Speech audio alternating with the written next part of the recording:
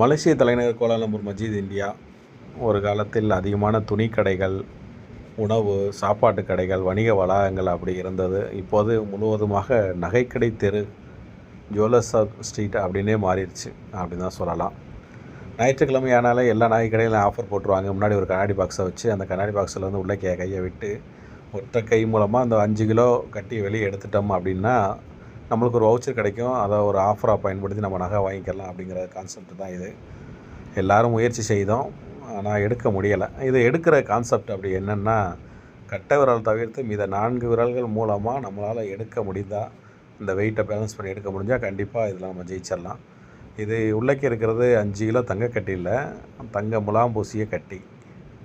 இந்த போட்டிக்கு வந்து எல்லாருமே முயற்சி செய்துக்கிட்டே இருந்தாங்க. கடைசியில் யாருமே எடுக்கலை எனக்கு தெரிஞ்ச வரைக்கும், நான் பார்த்த வரைக்குமே. ஆனால் இது வந்து பங்கெடுத்துக்கிறணும், இதில் வந்து எப்படியா நம்ம ட்ரை பண்ணணும் அப்படின்னு எல்லாருமே ஒரு பெரிய க்யூவில் நின்றாங்க. அதுதான் இது வந்து ஞாயிற்றுக்கிழமை ஆனாலே இந்த மாதிரியான ஒரு போட்டி, ஒரு பரபரப்பான சூழ்நிலைகளையும் மக்களை வந்து ஒரு முயற்சிக்க வைக்கிற விதமாக நடக்கிற போட்டிகள் இங்கே அதிகமாகவே இருக்குது.